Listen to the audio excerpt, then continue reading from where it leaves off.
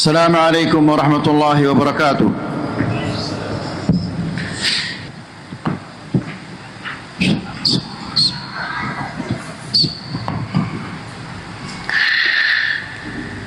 إن الحمد لله نحمده ونستعينه ونستغفره ونعوذ بالله من شرور أنفسنا ومن سيئات أعمالنا. من يهده الله فلا مضل له ومن يضلل فلا هادي له. أشهد أن لا إله إلا الله وحده لا شريك له وأشهد أن محمدا عبده ورسوله. يا أيها الذين آمنوا اتقوا الله حق تقاته ولا تموتن إلا وأنتم مسلمون. يا أيها الناس اتقوا ربكم الذي خلقكم من نفس واحدة وخلق منها زوجها وبث منهما رجالا كثيرا ونساء واتقوا الله الذي تساءلون به والأرحام إن الله كان عليكم رقيبا. يا أيها الذين آمنوا اتقوا الله وقولوا قولا سديدا يصلح لكم أعمالكم ويغفر لكم ذنوبكم ومن يطع الله ورسوله فقد فاز فوزا عظيما. أما بعد فإن أحسن الكلام كلام الله وخير الهدى هدى محمد صلى الله عليه وسلم وشر الأمور محدثاتها فإن كل محدثة بدعة وكل بدعة ضلالة وكل ضلالة في النار. Sidang Jumat rahimani wa rahimakumullah. Ada suatu penyakit yang telah menimpa sebagian besar kaum muslimin. Penyakit ini adalah penyakit yang sangat berbahaya. Penyakit ini tidak bisa diobati oleh dokter yang paling pintar pun tidak bisa mengobatinya. Yang menjadikan penyakit ini semakin parah adalah orang yang tertimpa dengan penyakit ini. Dia sehat walafiat, dia enak makan, enak tidur, melakukan semua aktivitas-aktivitasnya dengan baik. Penyakit ini adalah penyakit al-ghaflah atau lalai. Allah Subhanahu wa taala telah mengingatkan kita di dalam Al-Qur'an. Allah Subhanahu wa taala berfirman, "Iqtaraba lin-nasi hisabuhum wa hum fi ghaflatin mu'ridun." Yang artinya adalah telah mendekat hisab bagi manusia-manusia. Artinya sebentar lagi kita semua akan mati, kemudian kita akan dihisab oleh Allah Subhanahu wa taala. Wa hum fi ghaflatin, sementara mereka masih saja lalai, mu'ridun, berpaling dari ayat-ayat Allah Subhanahu wa taala, berpaling dari peringatan-peringatan Allah Subhanahu wa taala. Sidang Jumat yang dirahmati Allah. Suatu hari seorang sahabat yang bernama Usamah bin Zaid radhiyallahu taala anhu, dia bertanya kepada Rasulullah sallallahu alaihi wasallam. Dia mengatakan, "Ya Rasulullah, lam araka tasumu syahran min asy-syuhur ma tasumu fi Sya'ban." Wahai Rasulullah, aku ini melihatmu banyak sekali berpuasa di bulan Sya'ban. Kenapa demikian? Lalu Nabi sallallahu alaihi wasallam menjawab, "Dzaka syahrun yaghfalu an-nasu anhu baina Rajab wa Ramadan." Bulan Sya'ban adalah bulan yang dilalaikan oleh kebanyakan manusia antara Rajab dan Ramadan. Sidang Jumat yang dirahmati Allah. Jika sahabat-sahabat yang berada di puncak keimanannya, mereka lalai terhadap suatu ibadah yang sangat mulia di sisi Allah Subhanahu wa taala, yaitu puasa bulan Ramadan, maka kita sesungguhnya telah banyak sekali lalai terhadap perintah-perintah Allah Subhanahu wa taala. Sidang Jumat yang dirahmati Allah, penyakit lalai ini adalah penyakit yang sangat-sangat berbahaya. Di antara bahaya penyakit lalai ini, yang pertama adalah orang yang lalai, dia akan dibinasakan oleh Allah Subhanahu wa taala di dunia dan di akhirat. Allah Subhanahu wa taala menceritakan kita tentang Fir'aun. Allah berfirman, "Falamma kashafna 'anhum al'adzab ila ajalin hum balighuh idza hum yankuthun fantaqamna minhum fa'aghraqnahum fil yammi bi'annahum kadzabu biayatina wa kanu 'anha ghafilin." Yang artinya adalah, maka tatkala kami singkirkan dari mereka siksaan-siksaan itu sampai batas waktu yang telah ditentukan oleh Allah Subhanahu wa taala, idahum yang kufun, tiba-tiba Fir'aun dan kaumnya melanggar lagi perjanjiannya dengan Allah Subhanahu wa taala. Lalu Allah menjelaskan, fantaqamna minhum, lalu kami timpakan kepada mereka adab, fa'aghraqnahum fil yam, kami tenggelamkan mereka di dalam laut, bi'annahum kadzabu biayatina, karena mereka mendustakan ayat-ayat kami dan mereka lalai terhadapnya. Sidang Jumat yang dirahmati Allah, Fir'aun memiliki dosa-dosa yang begitu banyak, namun di antara dosa-dosa Fir'aun dan pengikutnya yang sangat besar adalah mereka lalai terhadap peringatan-peringatan Allah Subhanahu wa taala.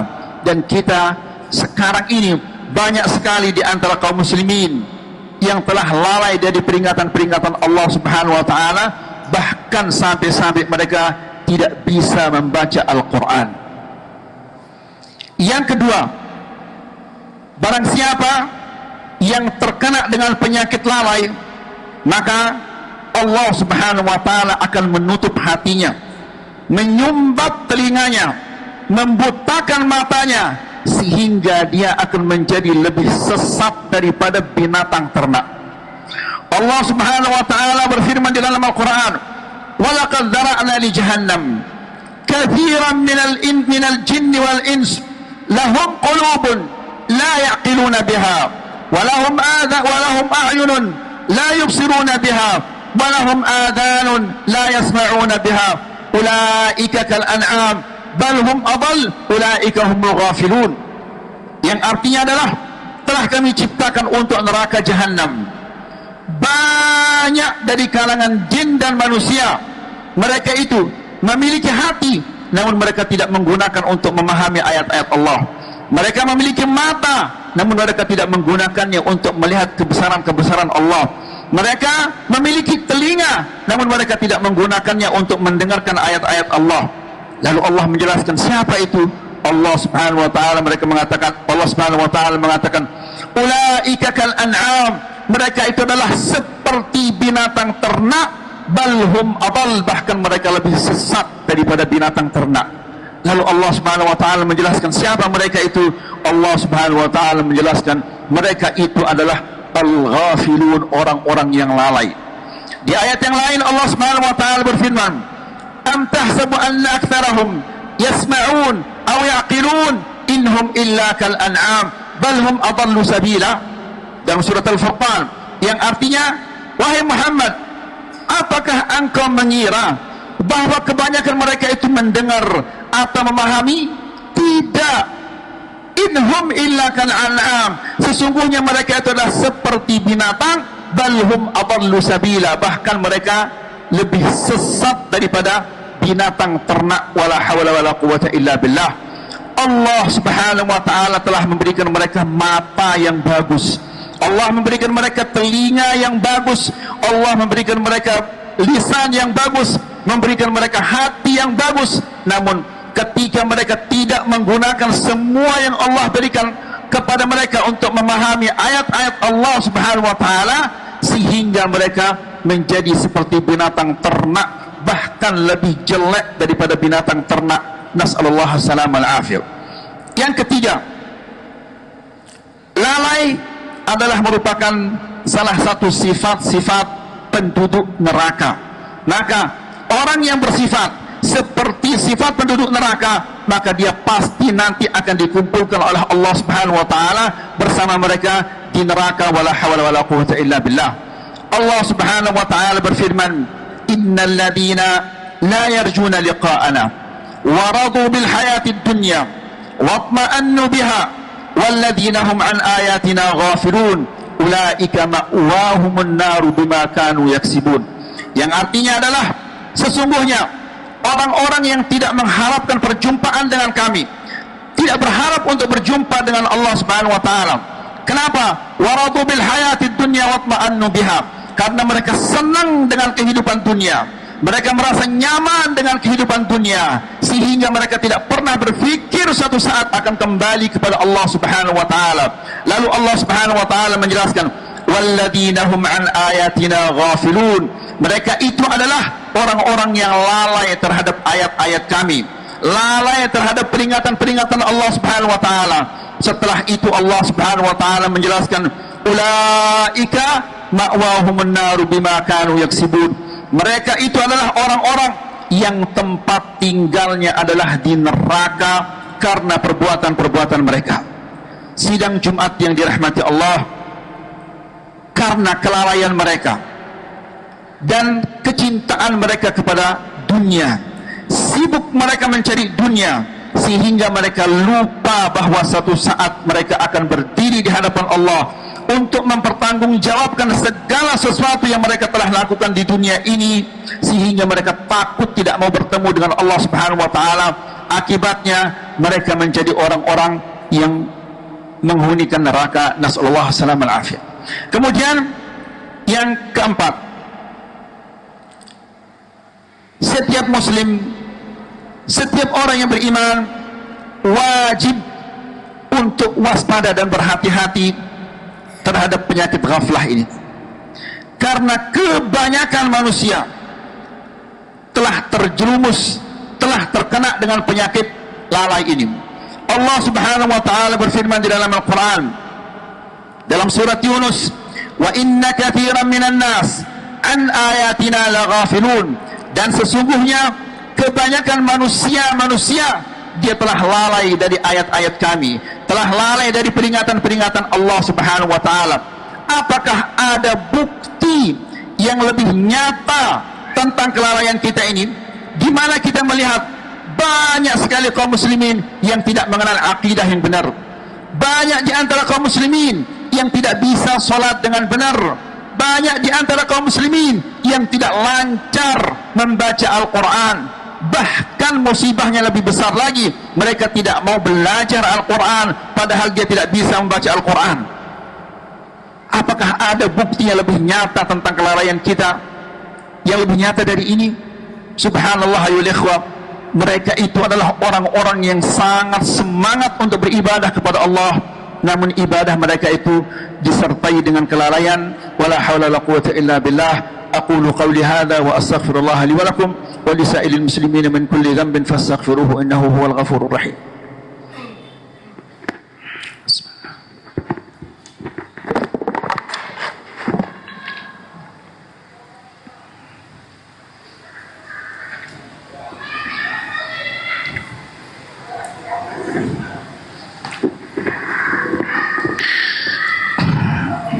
الحمد لله والصلاة والسلام الأتمان الأكملان على المبعوث رحمة للعالمين محمد بن عبد الله وعلى آله وصحبه أجمعين. أما بعد. Sidang Jumat yang dirahmati Allah, bahaya kelalaian yang kelima adalah orang yang terkena dengan penyakit lalai ini, Allah Subhanahu wa taala akan membuatnya, akan menjadikannya orang yang mengabaikan peringatan-peringatan dari Allah Subhanahu wa taala. Peringatan-peringatan dari Allah Subhanahu wa taala satu persatu ia baca, ia dengar, namun semua itu diabaikan oleh Allah, diabaikan, dan Allah Subhanahu wa taala menjadikannya orang yang mengikuti hawa nafsunya. Lihat apa yang dikatakan oleh Allah Subhanahu wa taala di dalam surat Taha. Allah berfirman, "Faman ittaba'a hudai fala yadhillu wa la yashqa, wa man a'rada 'an dhikri fa inna lahu ma'ishatan dhanka wa nahsyuruhu yawmal qiyamati a'ma qala rabbi lima hasyartani a'ma wa qad kuntu basira qala kadzalika atatka ayatuna fanasitaha wa kadzalika al-yawma tunsa." Yang artinya adalah, barang siapa yang mengikuti petunjukku, fala yadhillu wa la yashqa, dia tidak akan tersesat dan tidak akan sengsara. Wa man fala yadhillu wa la yashqa wa man a'rada 'an dzikri, dan barang siapa yang berpaling dari peringatanku, fa inna lahu ma'isyatan dhanka, maka baginya adalah kehidupan yang sempit. Silahkan antum cari ke seluruh dunia, orang yang melalaikan peringatan-peringatan Allah, tidak mungkin kita akan menemukan orang yang seperti itu akan hidup bahagia, karena sudah diputuskan oleh Allah Subhanahu wa taala, barang siapa yang lalai dari peringatan-peringatan Allah, maka baginya adalah ma'isyatan dhanka, kehidupan yang sangat sempit. Meskipun dia memiliki dunia dan isinya, meskipun dia memiliki uang yang sepenuh bumi ini, namun dia akan tetap hidupnya sengsara, karena Allah Subhanahu wa taala sudah memutuskan bahwa dia akan menjadi orang yang hidupnya sempit. Lalu setelah itu Allah Subhanahu wa taala menjelaskan, wa nahsyuruhu yaumal qiyamati a'ma, dan kami bangkitkan, kami kumpulkan kelak dia pada hari kiamat bersama orang-orang yang buta. Lalu ia protes kepada Allah Subhanahu wa taala. Dia mengatakan, qala rabbi lima hasyartani a'ma wa qad kuntu basira. Ya Allah, mengapa engkau kumpulkan aku bersama orang-orang yang buta, padahal di dunia aku bisa melihat? Lalu Allah Subhanahu wa taala menjelaskan kepadanya, qala kadzalika atatka ayatuna fanasitaha wa kadzalika al-yawma tunsa. Demikian ayatku telah datang kepadamu di dunia, engkau mendengarnya, di rumahmu ada Al-Quran, setiap hari engkau mendengar murattal di sana sini, namun itu semua engkau abaikan, maka hari ini pun engkau akan diabaikan. Nasallallahu salam al-afiyah. Siapa di antara kita yang ingin nanti dikumpulkan bersama orang-orang yang buta? Adakah di antara kita orang-orang yang ingin nanti di akhirat dia akan diabaikan oleh Allah? Kalau Allah Subhanahu wa taala mengabaikannya, siapa yang akan membantunya? Kemudian yang terakhir, orang yang lalai, orang yang terkena dengan penyakit lalai, dia adalah orang yang paling besar penyesalannya pada hari kiamat kelak. Allah Subhanahu wa taala berfirman, wa anzirhum yaumal hasrah idh qudiya al-amru wa hum fi ghaflatin wa hum la yu'minun inna nahnu narithul arda wa man 'alaiha wa ilayna yurja'un. Yang artinya adalah, wahai Muhammad, peringatkanlah mereka tentang hari penyesalan. Hari penyesalan adalah hari kiamat, karena pada hari kiamat semua manusia akan menyesal. Yang saleh akan menyesal, apalagi yang taleh. Lalu Allah Subhanahu wa taala menjelaskan, wa anzirhum yaumal hasrah, ingatkanlah manusia-manusia tentang hari penyesalan, idh qudiyal amr, tatkala semua perkara telah diputuskan oleh Allah Subhanahu wa taala, wa hum fi ghaflatin wa hum la yu'minun. Allah Subhanahu wa taala telah memutuskan semua perkara-perkara, si fulan ke neraka, fulan ke surga, namun dia masih tetap saja lalai, masih tetap saja tidak mau beriman kepada Allah Subhanahu wa taala, saking cintanya kepada dunia. Setelah itu Allah Subhanahu wa taala menjelaskan, inna nahnu narithul arda wa man 'alaiha wa ilayna yurja'un.